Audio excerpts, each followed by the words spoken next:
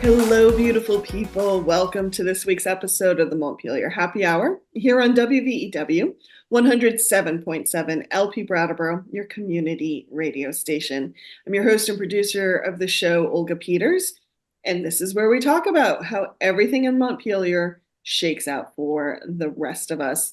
I want to welcome to the show regular contributor, Representative Emily Kornheiser from Brattleboro. Hey, Emily.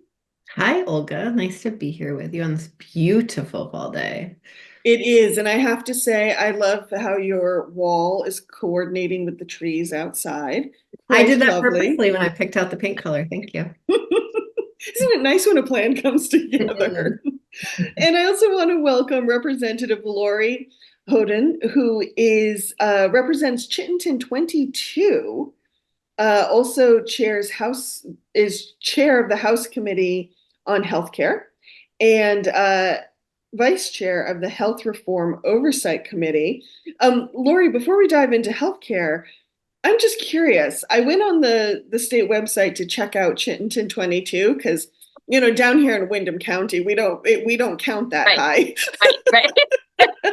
and it looks like it's Essex, but I couldn't quite tell from the map. What communities Yeah. do you represent? No, thank you, Olga and Emily, for having me on. This is great. And I love calling in from Essex Junction. So we are a fairly new city of Essex Junction. So we became a city 2 years ago, thanks to the help from the legislature. So we have I would say 90% of the city of Essex Junction, and then a sliver of it goes into the town of Essex. So if you've ever heard of the Five Corners in Essex Junction, that's where we are. Oh, okay. Yeah. I had a stepsister who used to live near there, so Oh, perfect. Yeah, we're right yes, near there. it's a Yep. neat little place. I like it. It is. It's great. It's fabulous. Well, we are, as listeners may have heard Emily and I mention in previous episodes, we're doing, at least in October, a deep dive into healthcare because it Great. looks like one of those things that is going to be an issue coming in the new session. And so, what I'd love to start with, Lori, is healthcare is such a big thing. And I actually think for a lot of folks in our neck of the woods, and Emily, please add to this, they're kind of like of two brains. One, it's the what am I paying now for healthcare, right? And what am I actually getting? But I think we also are still in the realm of the Shumlin days when Right. we almost had when we were working towards a statewide healthcare system. Yeah. And so where are we now? Like, what are we working with now? It's a really good question. I wish, quite frankly, that the Shumlin thing would have happened because we'd be in a really different spot. But I also understand why it didn't. It's really, really hard for a small state to do anything on their own. It's really hard for any state, quite frankly, to do anything on their own when it comes to healthcare because we are firmly connected to the federal government. So in Vermont, these are rough numbers, but about a third of people are on Medicare. And Medicare is for those 65 and older and disabled. And that is solely run by the federal government. We have absolutely no say over that. About a third of folks are on Medicaid, which is for low income Vermonters. And that's a partnership with the federal government where they match or they give us, I should say, they give us funds for healthcare and we match it with state dollars. And then there's another percentage that are on what's called ERISA plans, but basically they are people who get their healthcare through their employer. So I used to work for a company called LexisNexis. I got my healthcare through them. That's considered ERISA. We have no say over that either. So when we make policy changes, it is affecting Medicaid where we can, and about 80,000 people who buy on Vermont Health Exchange. So to have a universal healthcare system, we would really have to upend that whole process, all of those things. And we'd have to go to the federal government and get waivers. And, when I first came in as chair, people kept calling me and saying, hey, Senator Sanders is now chair of health.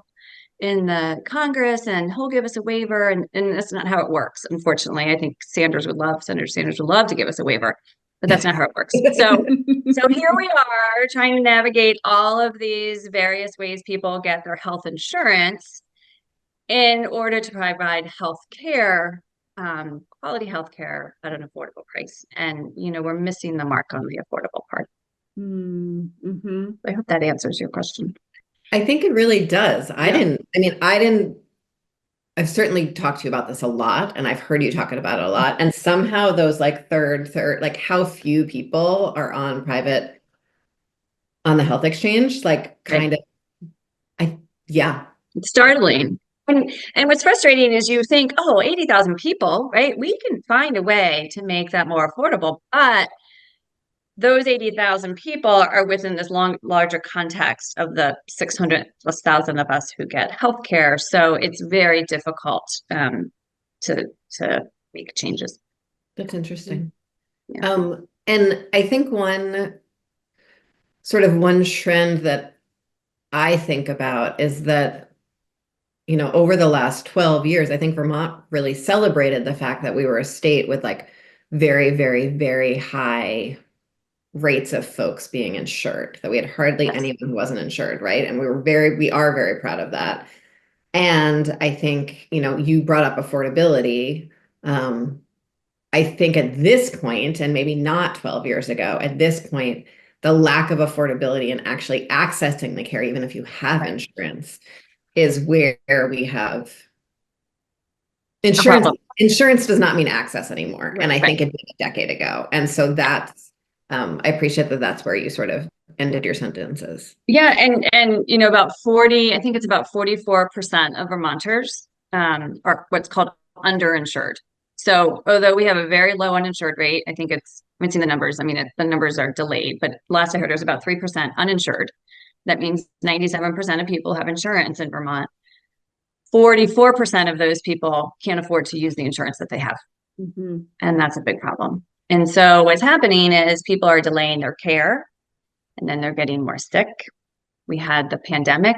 People didn't go see their doctors or go to the hospitals. And so now we're seeing a real increase in the need for care. And so utilization is really high and the care is more acute, meaning it's requiring more to help people get better.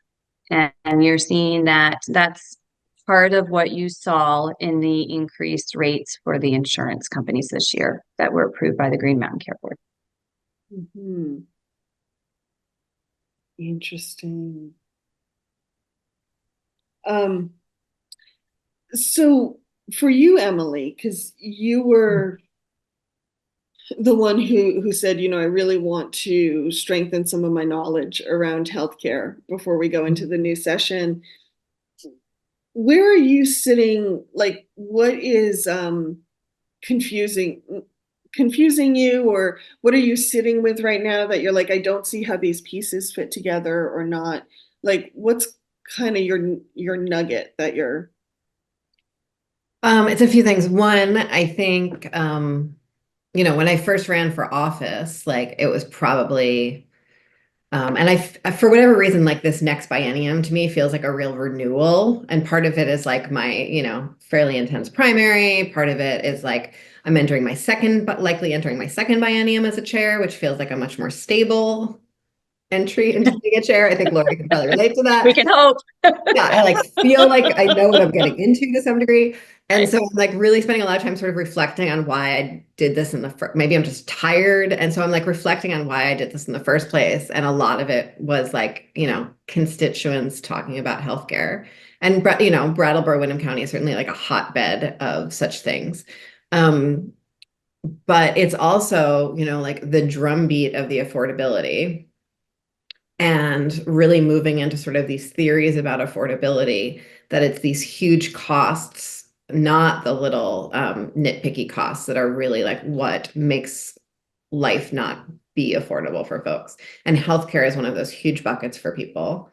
And so that's like one thing that I'm thinking about. And then also like this last year, we did get a lot done towards affordability.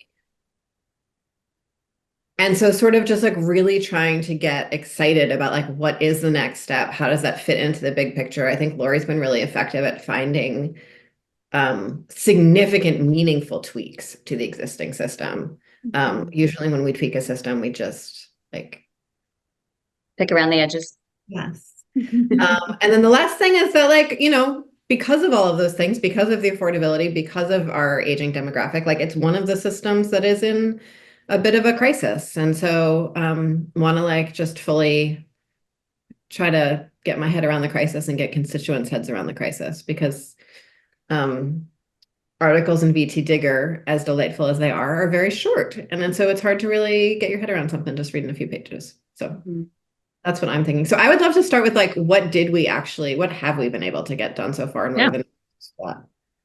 Great. And we have, I think, gotten a lot done. I do want to comment on one thing you said though, and I think this is really important for everyone to know, like the economics of healthcare is very different than like, the economics of consumerism. People don't shop their healthcare, right?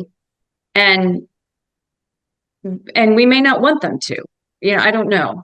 But if you need an MRI, you're gonna, if they think you might have a tumor, like you're gonna go get your MRI. You may not look to say, where can I get an MRI cheaper? And people trust their doctors. So if their doctor says this is the best place to go, that's where you're gonna go. So I'm not saying that's wrong. I just want to put that out there because I think some people think like more competition would bring down costs, and it might a little bit, but you need people to change the way that they look for healthcare. And I don't think that's going to happen. Especially especially rural communities, Emily. And I appreciate you saying that, Lori, because I think one thing we also forget about healthcare is so often when people have to make their biggest decisions about healthcare is usually when they or a family member are in the biggest crisis. Exactly. And you don't think well and make good decisions when you are in crisis. You just want to like take care of your loved one. Exactly. You're not shopping for a car, right? You're not shopping for a car just because you think you need a new car. You're shopping for the treatment that's going to get you healthy. And that's a big difference. Yeah. So with that said, I think we have a lot to be proud of here in Vermont. So one of the drivers of healthcare costs is the fact that a lot of people are going to the hospitals versus seeking their care in the community. And we're far from bringing care back into the community, and that's one of the things we really need to focus on. But if we look at the mental health system of care, the legislature and the administration have worked really closely over the last couple bienniums to really create a system that works. And so we're seeing the effects of that. So I'm just going to walk through the system. DMH does a better job of this, but I'll give you my version of it. So we have 988, which is now a suicide crisis hotline. And so anyone, anywhere in Vermont can call 988 and they will get connected to someone in Vermont. If they can't get connected to someone in Vermont, it does overflow to a place in New Hampshire, but the overflow is at this point is pretty low. We're doing a great job of answering that phone with 988. So people have a place to call if they're in crisis. We have the designated agencies, which is our system of mental health care in Vermont. I think we have 11 or 12 of them across the state. They were all operating, not all, some were operating mobile crisis within their own designated area. But we've rolled out a statewide mobile crisis, which you go back to that partnership with the federal government is being partly funded with federal dollars and has some strings attached to it because of that. One is that there's 2 people that respond to every call. One can be a peer support person, which is great. And then one would be a clinician. And so that is rolling out. And so that means people are being seen where they are, right? So you're having a crisis at home, you can call 988 or just call your local DA or call 911. They connect you to a mobile crisis. That team can come out and assess you in the home, on the street, wherever you may need help at that moment. The other thing that's really exciting that's coming online just this year is urgent mental health care centers. And so this is to help pull people out of the hospital emergency room where they're not set up to treat folks who are having mental health crisis, and care for them in a place that works for them. And so I just went up to the Newport area, and they have one called Front Porch, which is so exciting. So we took a lot of testimony on this in committee. It's finally great to see that they have a building, they're starting. And what was more exciting is that the people working there are new to that place, not taken from another healthcare facility, right? So what we see in Vermont as these things pop up, they might pull employees from the hospital or from the DA, but they're really working with, or it's part of the DA system, but they brought in a lot of peer support workers. And so up there, instead of going to North Country Hospital emergency room and maybe sitting for a couple of days until someone can see you, they're able to go to this place called the Front Porch, which is more homey, more conducive to someone having, a mental health issue at the moment. And then we are trying to open more beds for children. So Southern Vermont Medical Center in your neck of the woods is working on opening a new unit for children who have co-occurring medical and mental health concerns. So that would be great, because right now we don't really have a place for those kiddos to go to get help. So on the mental health side, just for folks down here, the retreat does have significant opportunities for children's mental health, but they do not have, correct, because they're not a physical body hospital. right. I don't know what the word is for that. I know it's hard to. They can't do co-occurring, and that's right. A lot of kids. Right. And so one example of a diagnosis would be an eating disorder, right? And so they need both care for the mind and the body. And so that would be where a young adult could go.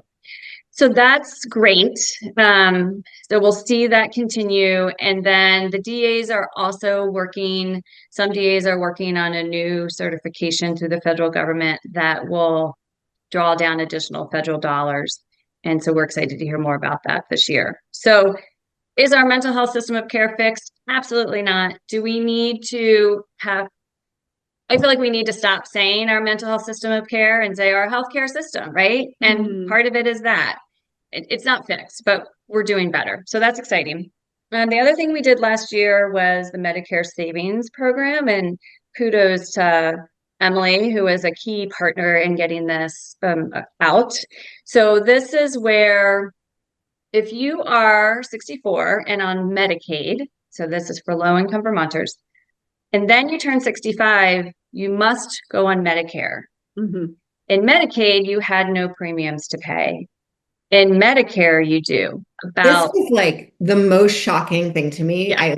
I had no idea of what a wild cliff. Oh, it's unbelievable. Right. Yeah. So now, low income older Vermonters are having to pay, and I don't have the numbers right, but about $2,500 a year in a premium. And then more for drugs and copays. So it was this huge financial cliff, and people were like, we can't do it. So there's a program called the Medicare Savings Program that the federal government works with us on, and they pay for a lot of it, but it was only up to a certain income amount. And so we raised the income amount. And so more low-income Vermonters, when they turn 65, will be able to qualify for Medicare Savings Program, which will pay for those premiums. So they're continuing to receive their health care, and they are not having to pay the premiums. And the added benefit of that is to our hospital system. So what would happen is you turn 65, you're paying these premiums, but then when you go to get care, usually in a hospital, you can't pay the hospital bills because there's copays and all of that. And they would take that on as free care or bad debt. And so now they're also getting the reimbursements, not enough, but to cover some of that care. So it really is a win-win for everyone. And then we put in a requirement by the administration to come back to us to talk about increasing those income levels even more so we can help more Vermonters. So I think that's one of the best things we've done since I've been there. So it's great. And what else have we done? Oh, wait. How did I forget about that? So one of the things we're here most about from providers is their administrative burden. So, and patients too, right? I go to my primary care. They want me to go get a CT scan. I now have to wait for my prior approval from my insurance company to get that CT scan. And so we worked really hard. We wanted to get rid of prior authorizations for everyone and just can't do that. But we did put in place starting January 1, and this is where things get tricky. If you are getting health care or health insurance through the qualified health plans through Vermont Health Connect, and you go to your primary care, they no longer have to get prior authorizations. So it's a win for the patient. It's a win for the provider who hopefully now where they were spending 2 hours a day on paperwork and prior authorizations, will be able to cut that out. Part of that same bill is focused on what's called step therapy. So this is where I'll give you an example of like someone who's suffering from migraines. Working with my primary care provider, I get migraines. There's, 25 different type of migraine medicines, each have different side effects. And the doctor says, I think you need this specific, A drug. It gets denied from my insurance company because the insurance company does what's called step therapy. And they have drugs of various costs that you need to try first until they fail.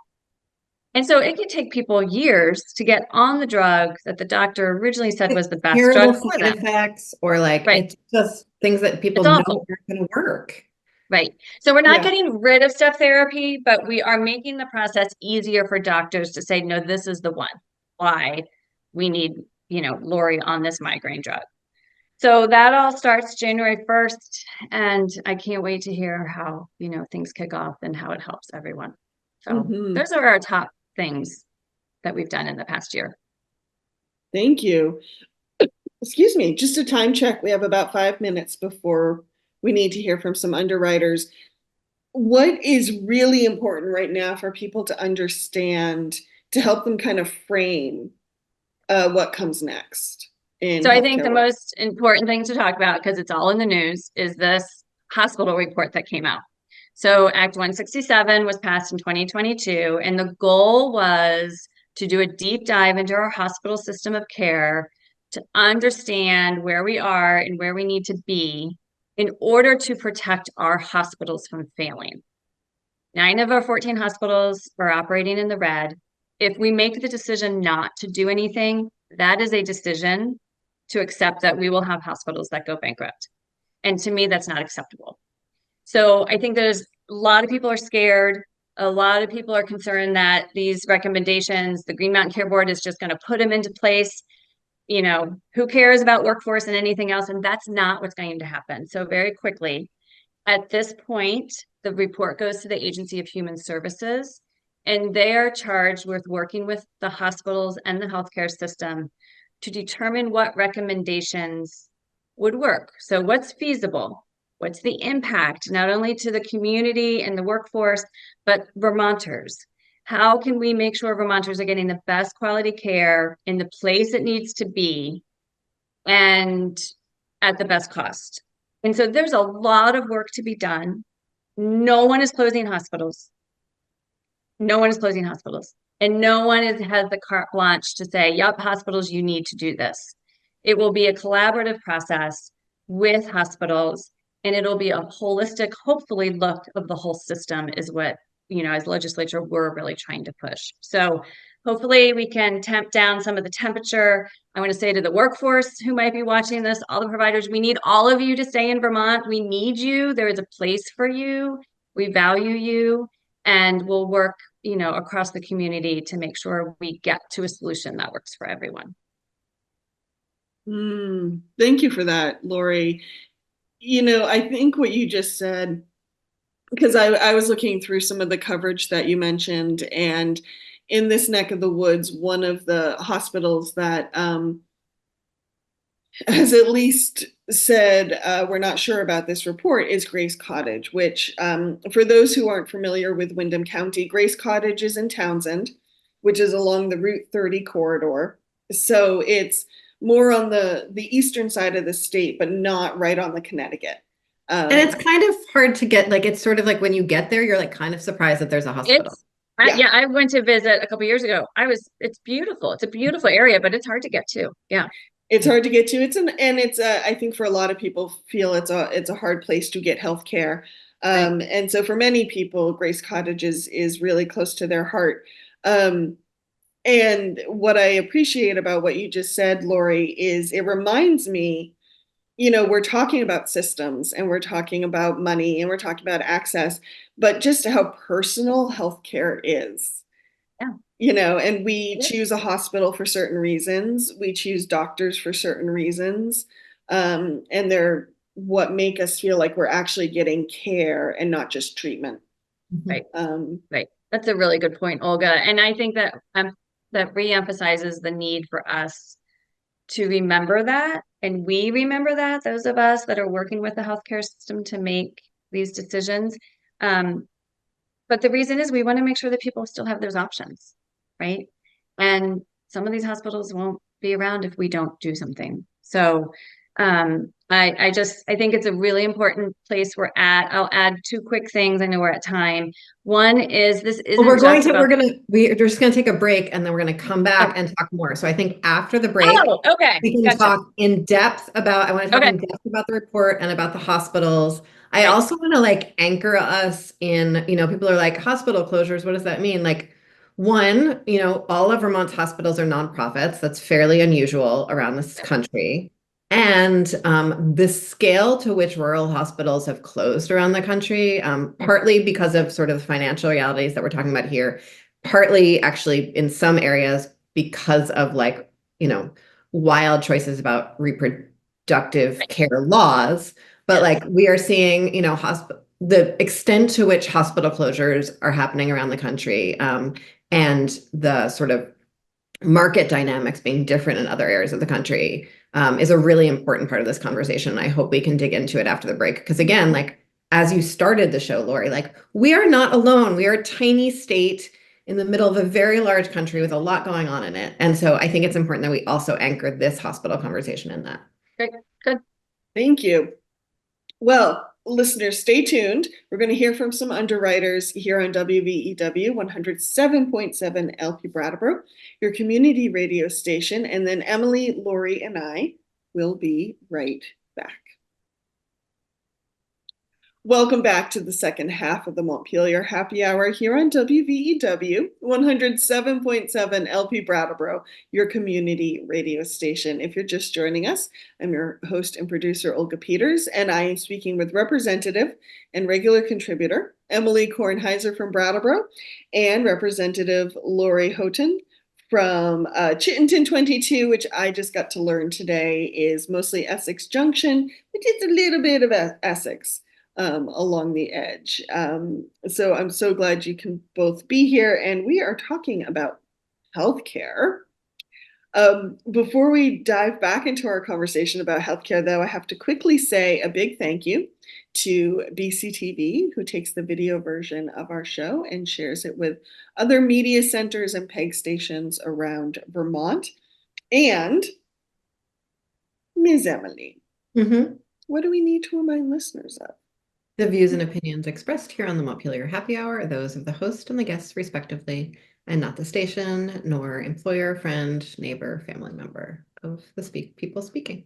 So in other words, if you want to complain, you can send it to the Montpelier Happy Hour at gmail.com. Don't send it to WVEW. Before we dive back into our conversation about healthcare, I know we're going to talk about a report around hospitals that came out last month. I think one thing I'm sitting with, I was talking with some friends before this show as I was prepping for it, and we were kind of comparing the US with other countries who had implemented national health care.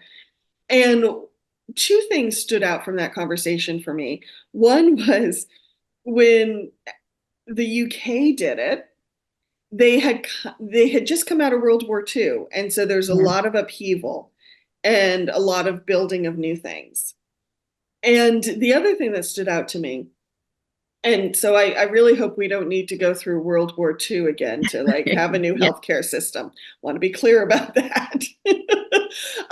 But the other thing that stood out to me is a conversation I had with an ex-boyfriend who was from Australia. Mm. And the first time he went to get some kind of healthcare in the US, he came out of the office saying, what's all these people doing here? Like when I go to my doctors in Australia, there is a receptionist, the doctor's assistant, and the doctor. Like that's it for infrastructure in this medical practice because all you do for healthcare is scan the person's card and that's it. Like that's it for insurance. And it just made me think about how much infrastructure our insurance system creates. Yeah. Both good, people have jobs, but also it's a whole layer of infrastructure that we have to consider when along with our hospitals and our doctors' offices and the MRI machines. And Right. yeah, so just the infrastructure of healthcare has just been on my mind. It's huge. Oh, sorry, go ahead, Emily. I just want to add like two like pieces into that little brainstorm of context that I'd love for you to respond to, Lori. One is that, and I'm just going to confess that like a lot of my understanding of the British healthcare system comes from watching Call the Midwife, which is like not a very,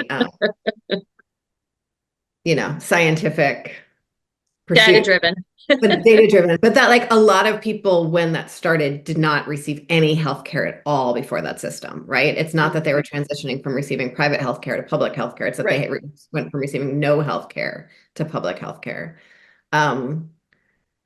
The two others, one is that I recently saw a meme on Instagram, and it was basically like, if your job is not easily identifiable in a Richard Scarry book, then what are you doing with your time? Does everyone remember Richard? Does everyone know Richard? Oh, Laura, you didn't. With the No. kids, you did not have to. They're these Aw. like huge picture books, and they're just like weird little scenes of like town life, Hmm. But and just told through animals. told through animals. But like, Oh, the okay, animals yeah. yeah, Yep. and like definitely the doctor would be in there, but like the insurance data analyst not in It's there. not there. And like I don't think I've ever had a job that was in a Richard Scarry book. So like dig on me too. And then the last thing is that in having conversations with other folks overseas over many years about this, there was always like, well, in America, at least you don't have to like wait for healthcare, right? And in Canada, you do. And like at this I'm not point, sure about that. people are waiting for healthcare for a long Right. time, right? Yeah. And so that's just sort of an interesting, like, I don't know if we need World War II, but I do think we are in a crisis that we need to find a plan out of. And Lori, the very specific flavor of the crisis is something we're going to talk about. It is, yeah. And if I can just comment on a couple of things there, I think access and quality are changing in the US, right? So that used to be everyone would say, no, no, no, we don't want universal health care because we have access and we have great, and everyone comes here to get healthcare when they need really something. And that's changing, unfortunately. But then on the flip side, I don't know if you've seen recently the England system has actually been in the news lately, right? Yeah. And so they're not set up now to handle the older patients, the more chronic care that's needed. And so they're really struggling. So I don't think there's like one right way to do this, but we need to get, the money out of it, and we need to get a lot of the burden out of it. So to your point of the infrastructure, when we were looking to pass the bill to reduce prior authorizations, UVM Medical Center testified they have 77 people that are processing prior authorizations and claims from insurance companies. 77 people. Then we had a small dermatology office that's in the Northeast Kingdom come in and testify that they've had to hire someone just to process claims and deal with prior authorizations. And therefore they had to let someone else go who was patient facing. Hmm. So it's this, we have to shift, right? We have to move our resources to patient facing and get rid of some of the administrative stuff that's going on. in order to help equalize everything out. And so we're chipping away at that as best we can. But it's a lot of it is requirements from the federal government. Interesting. Yeah. What that reminds me of is a conversation I was having with a friend who lives elsewhere in the United States. I think she was seeing, I don't remember what kind of doctor this was. It was more of a specialist who didn't take insurance, who stopped taking insurance. Mhm. And, the question was why? And at least in this one, unscientific, undata driven example, the person responded saying, well, I charge you $60 because that's what works for me. If I went through insurance, I'd have to do X, Y, but I'd have to charge you $120 to get my 60. So I might as well just charge you 60. Right. I just find that interesting. I don't know that it's a solution. I just found that interesting given the bigger conversation we're having. And they're popping up more and more. Concierge services is what they're called. Yeah. Ah, okay. Yeah. So what does that mean for Vermont right now, especially given this hospital report, which does the report have an official name? It's the Act 167 Community Engagement Report. And if you go to the Green Mountain Care Board, you can find it on there. Yes. I know. Everyone keeps calling it Act 167, so that's what they're going with. Well, I'm glad you said that because community engagement and hospitals, like I wouldn't have put those two together if I was looking for the report. Right. So now that I know we have more time, let me take a step back, if that's okay, and talk about why we did this. So the Green Mountain Care Board, which does hospital budgeting, had been looking at hospital sustainability for several years. And we had put minor things in legislation to help them look at it. And then we thought we were close to really working with the hospitals to come together to figure out how we were going to do this. And then the pandemic hit. And so obviously it was put on hold. So then in 2022, we brought S-285 that started in the Senate forward. And the thinking is this is how we pay for healthcare. We can keep increasing commercial rates. We know that's not sustainable. We can increase Medicaid rates, which takes general fund dollars, which means tax increases for Vermonters. We know that's not the way to do it. Or we could do nothing and let our hospitals fail, right? So this Springfield almost failed a couple of years ago, and we bailed them out and hoping they can turn things around. But those were the options, and that's not acceptable to us. And I was just at a conference at the end of June where I think it was about 40 of us, health and human service chairs from various states came together for a conference. And when we talked about what we were doing, they were like, well, we're not, hospitals just fail. What do you mean you're trying to help hospitals not fail? They fail. And so I feel really good about what we're doing, but it's also really, really hard. I mean, there are some angry people right now, and I get it. These recommendations, some of them are pretty harsh. But I think if we can stay in reality of what the process is and keep working together, we can hopefully find a solution to go forward and make sure that our hospitals are sustainable, that we're able to care for Vermonters as we age. It's another issue. We're one or two top aging states. And that brings a lot of costs into the healthcare system. So I just wanted to kind of level set why we did it a little bit. And Lori, can you talk a little more about that national context that you learned about? Like those hospitals I know that most hospital systems in cities are private for profit and our hospital systems are nonprofit. In other rural areas, do they tend to be private for profit as well? And is that are those the hospitals that are failing? Yeah, it's really the rural community hospitals that are failing because it's really hard to serve that population. It's a lot of Medicare, it's a lot of Medicaid, and the federal government and the states don't. You were talking about Olga, the doctor who said, yeah, it cost me $60. I'm going to charge you $60. So in the US, if you're a Medicare patient or a Medicaid patient, and you go to the doctor, the doctor's getting maybe 60% and sometimes less for what the true costs really are. So if you're operating along in that type of community, whether you're profit, nonprofit, or for profit, you struggle. And so most states don't have any type of regulatory system around hospital healthcare. Most states just are letting things unfold, even for the nonprofits. And that's, the last number I heard, and this is a year or two old, it was during the pandemic, like 100 and some have failed across the country. We haven't had one, and we're one of the most rural states. And I like further context on rurality. I love that word, is so hard to say. I can't say that. Further context on rurality, like when we're talking about some rural states where a hospital fails, that might mean that someone needs to drive 10 hours or more to get access to care. Absolutely. In Vermont, we are rural because we are sparsely populated. It is still not that far to drive to get to a major city from anywhere in Vermont.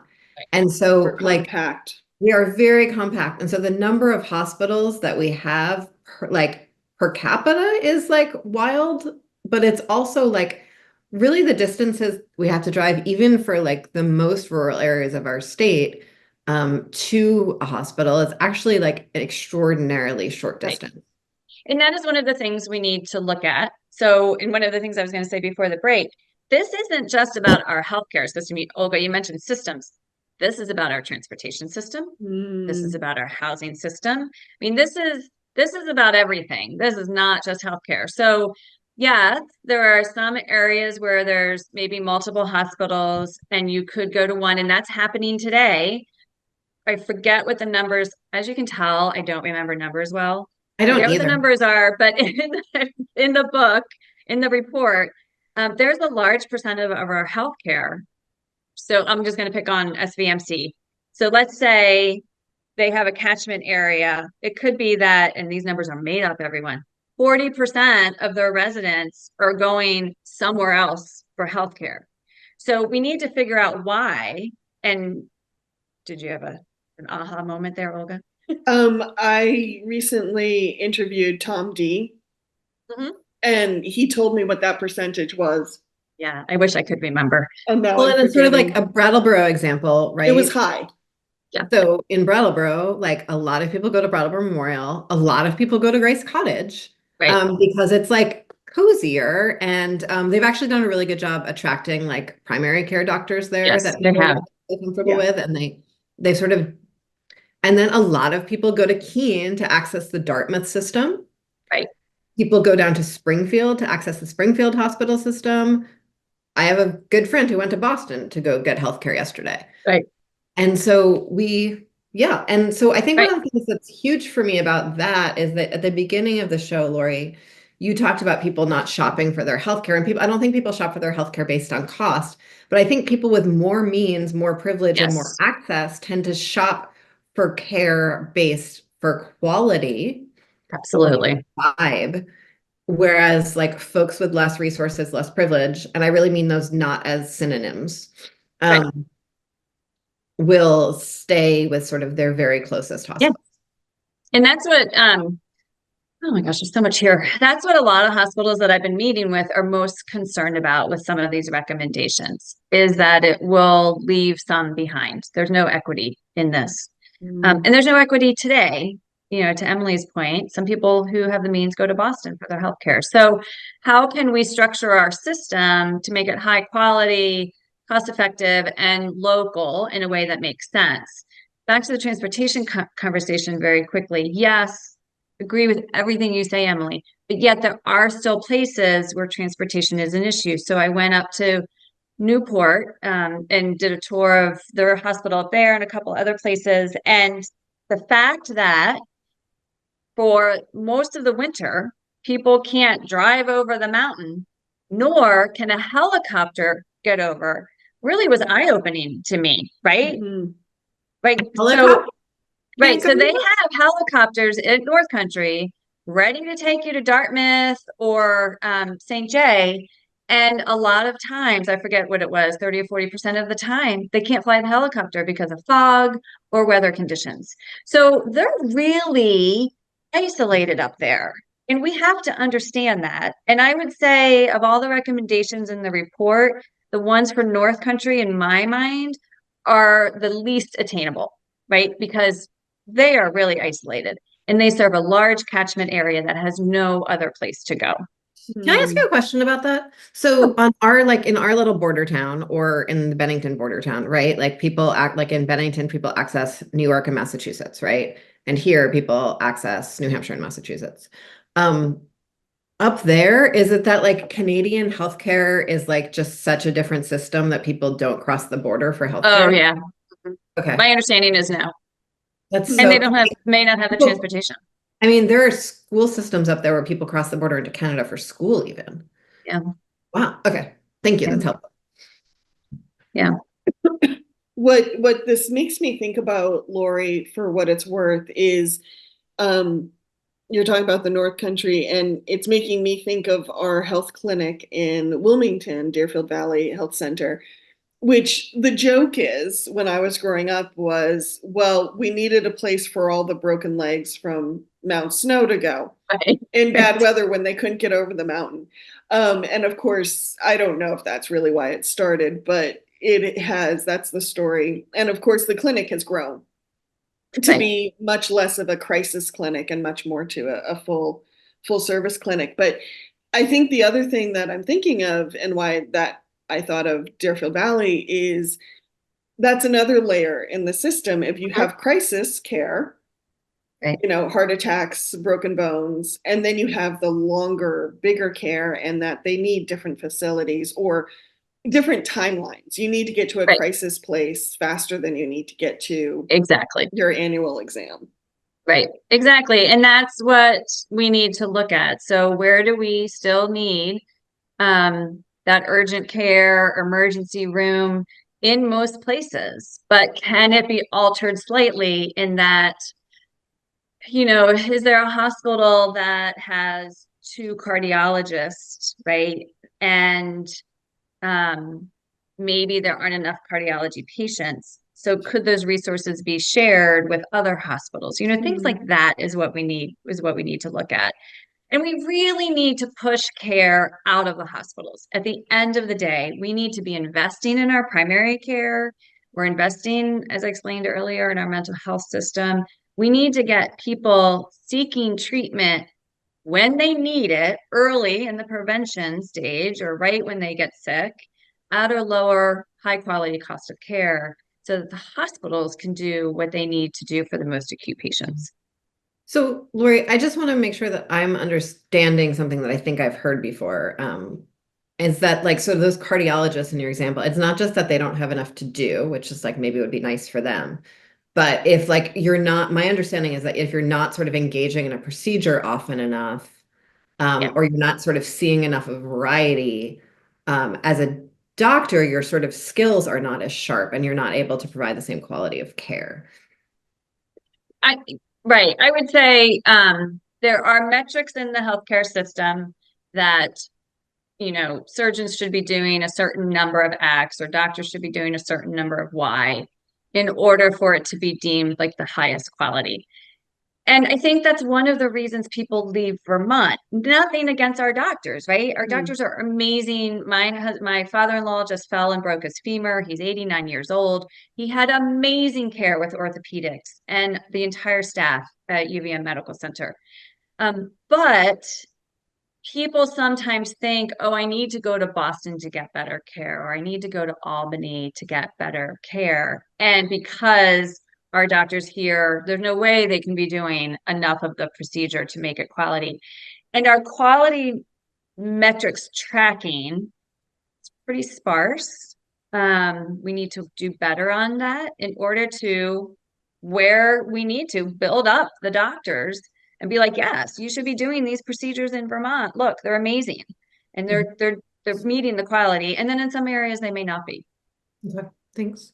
And then my other question, before we wrap up, is you sort of mentioned that in other states there's sort of like no mechanism to do anything about any of this. And at the top of the show, you talked about both the Green Mountain Care Board and the Agency of Human Services. And so I'd love to know sort of what their relative positions are in this system. And I understand that's like a very hard thing to explain in a few minutes, but that would be really helpful. Yep. So Green Mountain Care Board is the regulatory body.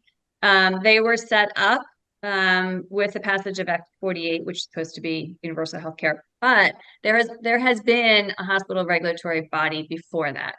So, people think Green Mountain Care Board was the first iteration. They weren't. So, but they do hospital budgets. And so every year hospitals put their budgets in and they do an analysis. They work together and they come out and say, these are your rates. They do the same thing with insurance companies.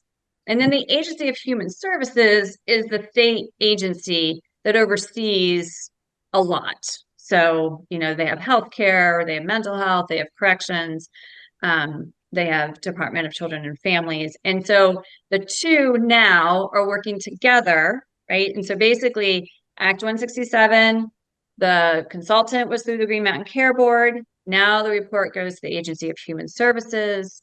They work with hospitals on transformation. Green Mountain Care Board is staying in the mix, but Green Mountain Care Board isn't the one that also does the transformation because they're the regulatory body. So the Agency of Human Services sort of like administers the support for the changes. Is that? And analyzes what the changes should be.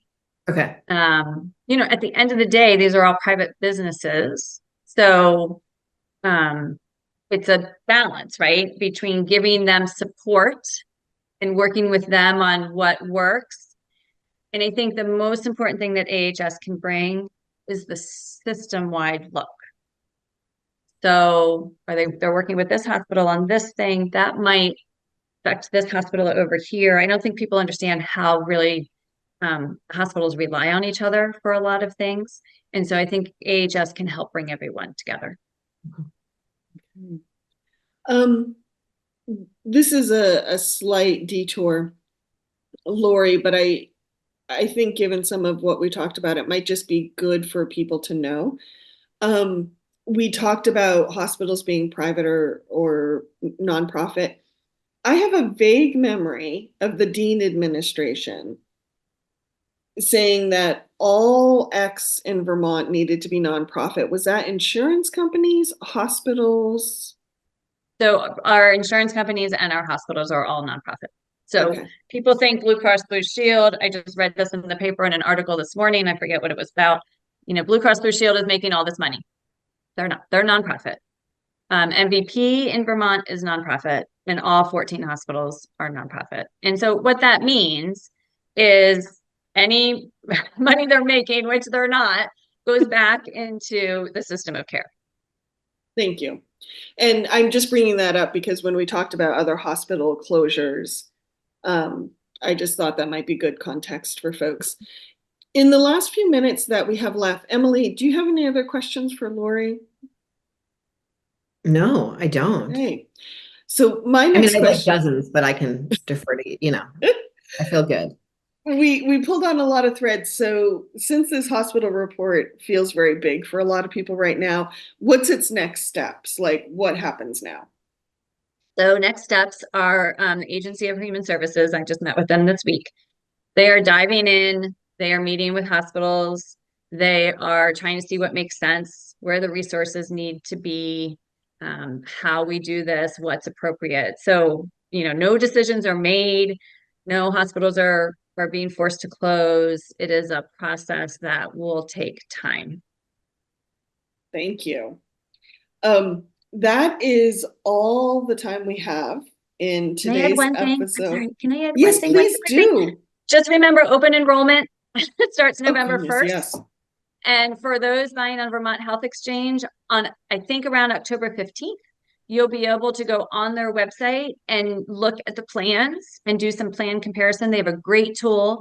I recommend anyone who's buying through the exchange, please take the time to go to the plan comparison tool and see what your healthcare costs are and see if there's a plan that's better for you. There's subsidies, there's all sorts of things happening. And so please, please, please do it.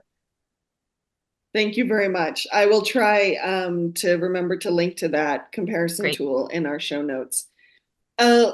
Lori, if people want to follow the work of the Healthcare Committee, how can they do that? They can go to the Vermont Legislative website, and every committee has its own page. We post the agendas when we start. I think we start January 8th this year. And so that's easy. And, people can always contact me directly, houghton.lori@gmail.com. Thank you. Emily, if people want to reach out to you. Folks can go to emilykornheiser.org and you'll find links to my emails and my phone number, and hope to see you at the grocery store or on the sidewalk soon. And as always, the Montpelier Happy Hour is on WVEW 107.7 LP Brattleboro, your community radio station, every Friday at 2 and rebroadcasted on Wednesday mornings. You can also find us on BCTV, and of course, wherever you find your podcasts, we are there as well. Have a great weekend, everyone, and take care.